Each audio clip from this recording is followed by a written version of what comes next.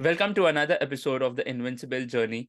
And today we have weaved out certain time zones and managed to get Royston D'Souza from New Zealand on a show. So, Royston, thank you so much for your time. Just a bit about who Royston is for everyone or for our viewers, because we are doing this after a very long time. We have a football guy after a very long time. So, Royston is a master's in sociology, graduate diploma in sport and exercise science, OFCB licensed football coach, specialized in working with young kids and athletes, both within the sport. He has started his own coaching company in 2020, that is in New Zealand, that focuses on ages 6 and above. And he has a hell lot of big journey from India to New Zealand. So it'll be a good thing if we hear it from Royston about his journey, how he started from Mumbai, then to Goa, and then to New Zealand. So viewers would have a in-depth knowledge and view about who you are. Cool. Thanks. I really appreciate coming on a platform where I can talk about my whole journey and where it's kind of led me at this stage of my life and my career, which is yeah, it's been just a journey of many unexpected things and things that I never dreamt or thought about, but have all kind of come about, which is great. So I am from Mumbai. Schooled in Don Bosco, Borivali High School. Actually, funny enough, it's a rival school that I started off with, but then moved to Don Bosco. So I studied initially at St. Francis, I want to moved to Don stop you Bosco. right there. So sorry about it. I'm from Don Bosco Borivali as well. Are you? I This yeah, I is am. I am. crazy. So these are two Boscoites collaborating. See that the world's a really small place. Yeah. Exactly. Oh, so wow, that's actually really surprising. So, for those who don't know, me and Mithilesh have not really chatted a lot behind this call, so we're actually Exactly. getting to know each other right now as well. Oh, cool. So But yeah, please continue. I've done Please all of continue. my Don Bosco education. I mean, my schooling education from Don Bosco High School. Played for school, played hockey and football throughout school, which was something that I was passionate about both sports, passionate about anything outdoors. I loved being outside, and I always tell the kids that I coach or the parents that I talk to now that I had the almost like the golden childhood in a sense where we had the mix of like the introduction of technology when we grew a bit older and but we had lots of the outdoors where I remember playing with my mates all the time. Like it was 5 o'clock and we'd be out on the Mhm, playground, be out on the mhm, streets playing several different games that I strongly believe are the foundation of where my athleticism started from. And my entire coaching philosophy at the moment is based on that premise that I mhm, feel that athleticism starts with informal play mhm, and with kids running around and playing with their mates and playing lots of games with no real structure. mhm, But that brings about a sense of being street smart and kind of building a different kind of athleticism that is very minimal in a structured environment, but we'll get to that eventually in later on in our discussion, I'm sure. And so I after my schooling, I joined St. Xavier's College. So I did 3 years of my arts in St. Xavier's, through which that point I also got introduced in, I was in the Mahindra Football Academy or whatever it was called at the time. It was under 18s. And that's when my true footballing journey started. Before that, I always knew I had a passion for football and I always knew that I loved football, mhm, but I didn't know that I wanted it to be like it was truly something that I wanted to play professionally and make it my full time right, career. And in our brief discussion earlier, I've mentioned Sir Santosh Kashyap. That was a big pivotal part in how I fell in love with the sport, because I would almost classify it in a sense where he was the first person that gave me a like a formalized approach to coaching, because he was one of the first licensed coaches in India at the mhm, time, right, apart from Derek. right, And I was lucky enough to be introduced to him at the time. It just came about, with just one of my friends talking to me, and he's like, "Oh, would you like to come train with us?" And I happened to train, and then everything just changed from that point. that's So I got introduced to Mahindra Football Academy for I was there for 2 years, and within that time, I was still at Xavier studying full time, and I had to choose between doing a correspondence course because I was kind of given the opportunity to train with the Mahindra United first team at the time. Mhm. And that's when I chose to continue studying, because that Mhm. was one condition for my mother. You can, like, my mother and my entire family extremely supportive of football even today. My mother still follows all of my football games, even though she lives in Mumbai and I still play here. She follows all my football games. She follows my football club on Instagram, and she's really supportive.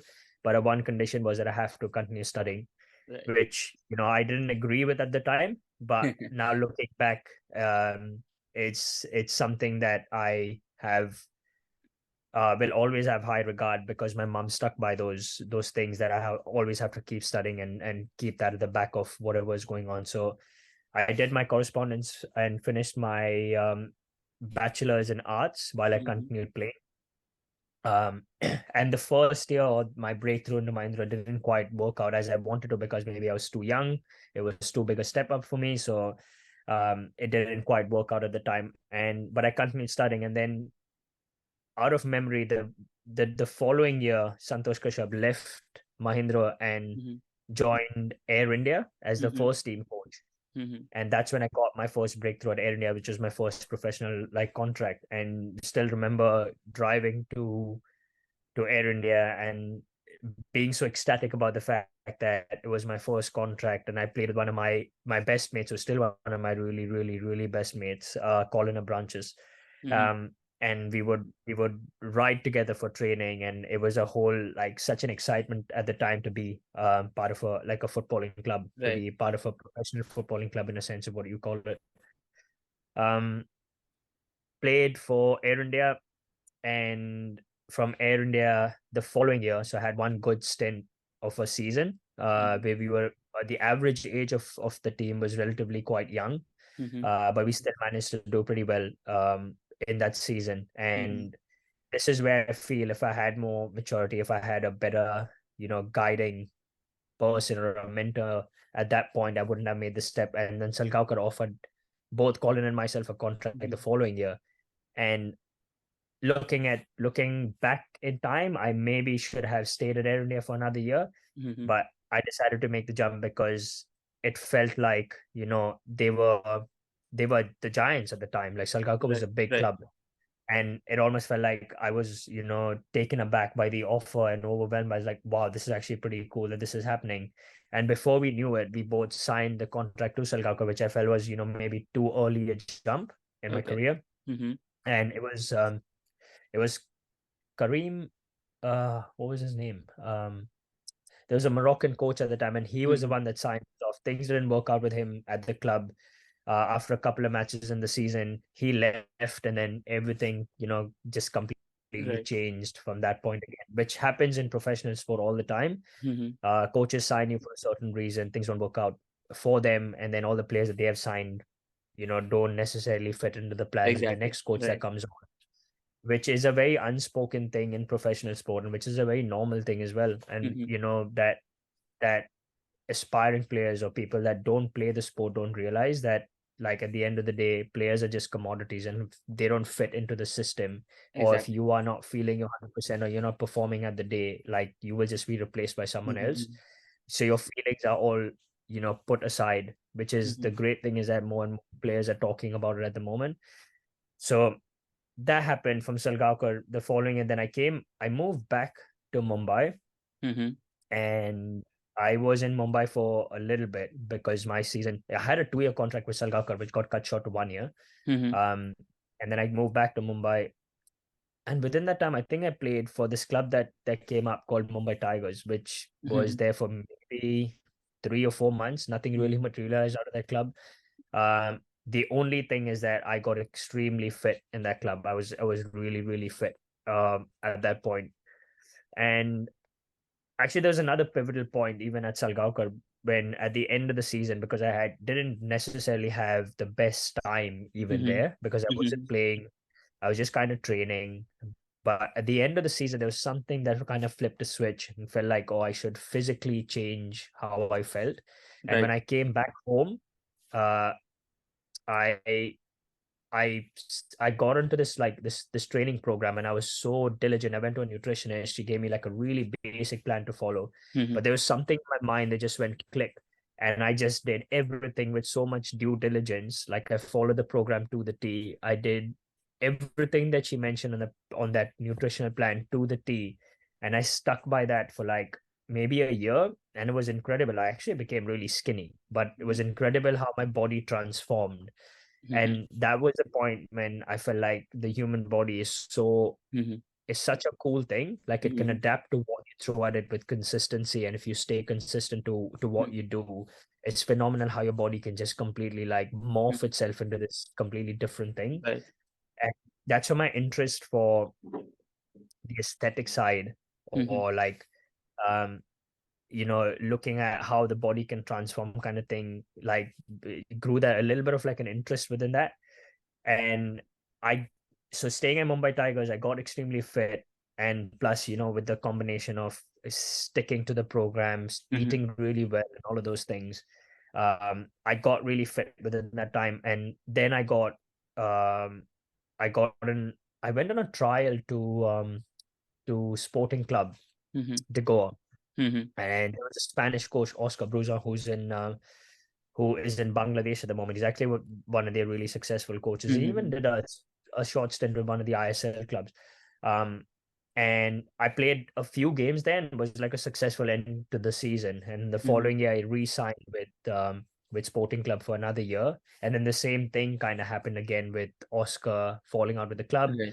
and then a new coach coming through, the management changes. And Right. um, this is what this is another thing that I would love to talk about, later on in the podcast, is my journey through the different years, and why I feel like it didn't work out for me, and Right. why the reason I feel is my purpose in coaching now Mhm. resonates with me so much is because of my professional journey that didn't quite work out. But I'd like to give that things that I've learned through my journey, pass it on to players that are Mhm. aspiring to be, are aspiring to get even close to being professional. Of course, Indian football is completely transformed for the Right. better. Like if you're talking about professional, me playing professional back in the day to what it is professional now is a vast difference. Like it is Exactly. proper professional now, in a Exactly. sense where like you are a pro player. Back in the Mhm. day, like the word professional was thrown around in a sense. Right. You could still get 3,000 rupees for a month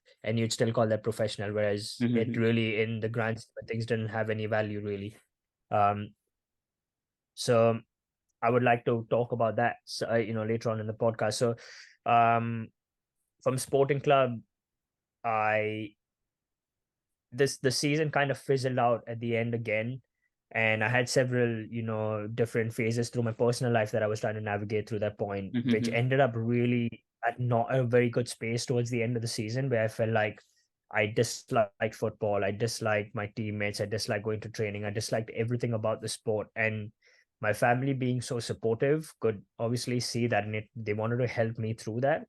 Mhm. And that's when my sister suggested, maybe you should look for an alternate career, because this is doing nothing, this is not doing any good for you in any way. Mhm. Like if anything, you're only kind of getting worse within your mental space. And that's when I started looking for opportunities to go overseas. And Mhm. maybe she's like, you should try and go overseas because you'll get out of home. It'll give you a new perspective, it'll give you almost a reset Right. button in a sense. And all of this came in like almost in a blessing in disguise, where I never really, for some reason, me being such an overthinker at the time, I didn't overthink any of it. I was just excited by the fact that, oh, actually, I could start off completely fresh. Mhm. And we started looking around. I looked at Canada. I couldn't change streams in Canada because I had already done a master's in sociology. I Mhm. couldn't go to the US because it was way too expensive. Mhm. I couldn't go to Australia because they were offering a 2-year course, and again, it would Mhm. have been way too expensive. And the only place viable for me, looking at everything, like whether it would be economical for me to do it or within what budget we had kind of set, Mhm. um, and like it being a 1 or 2 year course, like looking at all of these things, New Zealand was the only place that I could actually move. And I was like, oh, it's thinking about it wouldn't be such a bad option, because New Zealand is love sport and recreation. It's within Mhm. the culture. It's Right. quite. I still didn't know what the footballing space in New Zealand was like. Funny Mhm. enough, I went for this one seminar and somebody said to me something about the All Whites, and I was like, I never heard about the All Whites before because the All Blacks is such a big New Zealand thing. I feel so sheepish now about the fact that I didn't know what the All Whites were. Um, and so I had no idea what the footballing space in New Zealand was like. Anyways, it all worked out. I moved to New Zealand. Like, I still remember my first day walking on the street, and I was so grateful about the fact that I'm in this new country. There's this fresh air that I smell on the street. Right. I telling my mom that I got back home from university the first day. I'm telling mom, my shoes are actually clean. Like, I walked to uni and back, my shoes are clean. So I was just grateful for the fact that I was in this new place that had everything was so clean and tidy, and it was such a like fresh and clean and green country. And I wasn't thinking about football. And just before I moved to New Zealand, I was playing this local tournament and I hurt my knee, so I couldn't play football even when I came to New Zealand. I was injured, so wasn't going to be playing football. I just joined uni, and that's literally how my entire journey from Mumbai football into came to New Zealand. Right. That's how basically I landed up in New Zealand. Yeah. Um, Basically, it was like a journey full of hurdles, full of learnings, full of new discoveries, full of new perspectives. And it was really like people kind of relate to this because when you mentioned about things wherein you came to New Zealand and you experienced the fresh air, I relate to that because when I came to UK, I felt the same. And mm, but the thing is, the key takeaways from whatever you said for the viewers is basically you were quite disciplined in what you wanted to do, the way you followed the plan, whether it's about the nutrition plan or whether about your plans, whether you were trying to navigate or and I think the most important thing is about acceptance, like the way you accepted that this was a negative space I am in and I couldn't take it anymore, or I should have found a different route toward things. So I guess that is what every player now should understand and should learn, that acceptance is very important. But moving on, Royston, I think we have a lot of things and areas to discuss in this podcast, and we have a lot of directions to explore for the viewers. So moving on, Royston, we have heard about and in the brief discussion we had, and now as you mentioned you have started coaching in New Zealand and you have your own coaching academy there in New Zealand. So can you just mm. give us a glimpse of about what academy you have there, what is your vision behind that academy, what kind of age groups are you targeting, just everything about your academy and what are you trying to build there? Okay. So I mean, to I just understand the terminology that it's not, I don't have an academy in a sense, because Mhm, in New Zealand, when you say an academy, it's like you have to have, it's an entire club mhm, system where mhm, you've got to mhm, have different grades. So your grades have got mhm, to start all the way from 8 years old all the way to senior mhm, football. mhm, You've got to have a coaching license, etc. So mhm, mine's not an academy, like an academy in a sense, but mhm, it is. I started my own coaching program, but my coaching programs, because I'm so heavily involved in football, mhm, it has a subset of football in it. So I still do some one-on-one training, and I still do small group trainings and things like mhm, that, mhm, which are centered around the holidays. But the majority of my program that runs throughout the year mhm. is more based on S&C, is more based on the strength and conditioning side of Right. it, Right. and building athletic development for kids, Right. more so than just sport. Because my thinking or my philosophy behind it is, like I touched on earlier, Mhm, is everything that I think about of athletic development, and when I think about my childhood, is informal play. Is mhm. kids need to play, kids need to run around, kids need to chase each other, kids need to dodge objects, they need to Right. weave and dodge each other, Right. they need to be able to hang and climb and Mhm. jump and do all of these things, that holistically formulates what athleticism is. Right. And with mainstream social media, it's become so common to see that everything is so formalized, where you got kids running through cones, and you got kids Right. running through jumping over hurdles, or Mhm. doing all of that. And that's not athletic development. Like some of the best athletes in the world are from Africa, and Mhm. Africans don't run through bones. They have bare minimal things. Of course, there's a big genetic factor to it, but it's also the environment that makes them Right. that way.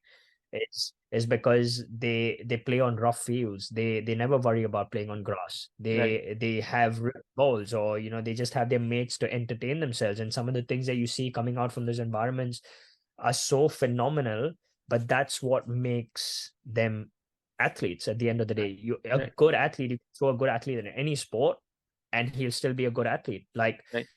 i- if I think about myself as well, I could play table tennis, I could play badminton, I can Mhm. play cricket, I can play hockey, I can play football, I can run relatively fast.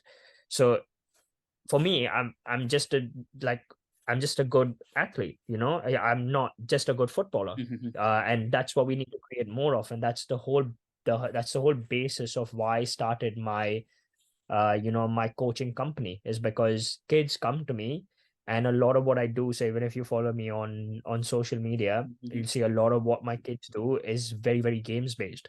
We Right. don't have very, like, there is structure within chaos. Mhm. So I know what I'm trying to get out of my programs, but Mhm. it's not a lot of structure where it's not of reps and sets. I don't have reps and sets really. Everything's based on a very games based kind of approach is Mhm. what I have. And then even I take that same philosophy and even apply it into my football setting, where kids turn up and do lots of games and play and things like that. And there's all of these hidden learnings within that, which is my big belief. Right. Right, exactly. So the vision which you put out right now is about the athletic development of players, or athletic development of whoever is connected to sports, and that's what there are misconceptions because the way you mentioned about your philosophy, I think it's a very different kind of philosophy which I've heard when I've spoken to a lot of sports people. So this is like a good perspective for players who are listening to us or watching us right now. Moving on. We go back to the previous question, and we have heard about your journey about from Mumbai to Goa to New Zealand, and it's a journey of a beginner who just got into sports, who just got into football, to a professional player, or maybe someone who is now coaching and giving out and serving the people there, and Mm. developing players there from the scratch. So, what, according to you, is a journey of a beginner, of a sports player from a beginner to a professional stage? And just like you mentioned in your previous questions and the previous answers, you mentioned about what things and what areas didn't work out for you. So, how do we need to avoid these things? And what was your learning experience all throughout, like from the time you started till the time you signed a professional contract, till the time you launched this coaching program? What kind of things which you try to avoid, or which you guide our players or guide our viewers to avoid, or to take it in a different way? What are those things? Um, I mean, it- sitting here at this point in my life, and I look back at my entire journey, I think sometimes we need to not overthink things so much. Hmm.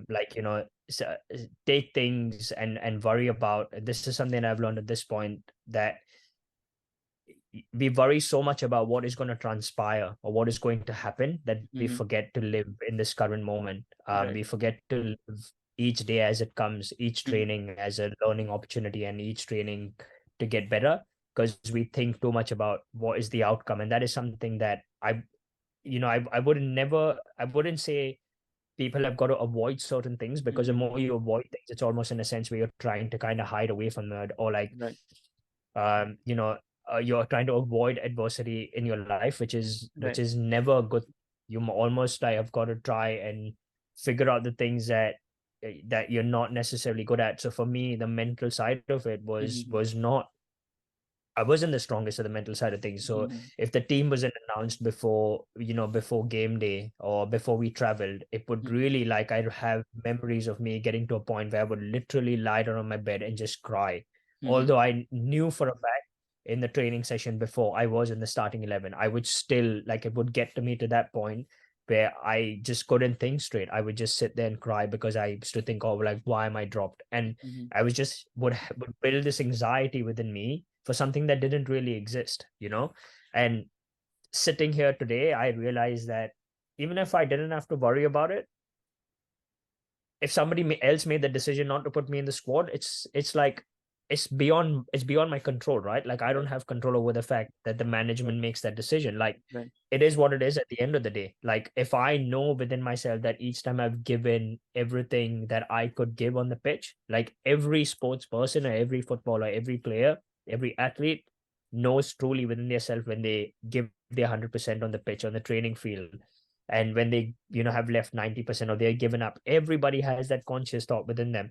And I think if every player can build and realize what that feeling is, that you leave everything on the pitch and leave everything, like I've given my 100% on the pitch and Right. I've left nothing in my tank, and whatever has to happen after that, like that's way beyond your control. Like if Exactly. somebody has just to make a decision, way beyond your control. So like my biggest takeaway from all of that would be like try and live in the moment. Like our moment, the current moment that we live in is so important that we often think about what's going to happen tomorrow or what's going to happen Right. the next day or Right. 5 years from now, that we forget to live the current moment that you have, and you ruin Mhm. everything in your current moment because you build all this worry about things that don't necessarily exist. And Exactly. that's my biggest learning. That's my biggest learning through my playing journey coming to New Zealand. All of this, that's my biggest learning. And I would say anyone that's kind of taking sport now, like enjoy your current moment, enjoy training sessions, enjoy playing with your mates, enjoy everything that you have in your current moment, and don't worry so much about what is going to happen. Like it will happen. You Right. don't know what tomorrow has got in Right. store for you. I have the similar philosophy as well, because the outcome is not in our control. We are not in an authoritative position Yeah, to handle the outcome or change what the exactly. outcome is. We in our control, we can act accordingly. We can do everything right. We can put actions, but the outcome is depending on what our actions are. So if you think about the outcome Exactly. and you don't act accordingly, the outcome is always going to change. That's Yeah, my 100%. philosophy as well. Right. And it's more common than not to see more and more kids worry about what is going to happen rather Exactly. than worry about like this current moment and what can I do, what is in my control to change what I can do. Like, and Exactly. if you can kind of pinpoint and figure out what Mhm. that is, then you kind of reduce the amount of things that you want to worry about. Like as soon as you realize, oh, something's not out of something, this is out of my control, you're just going to stop worrying about it Perfect. automatically. Right. Right. Exactly.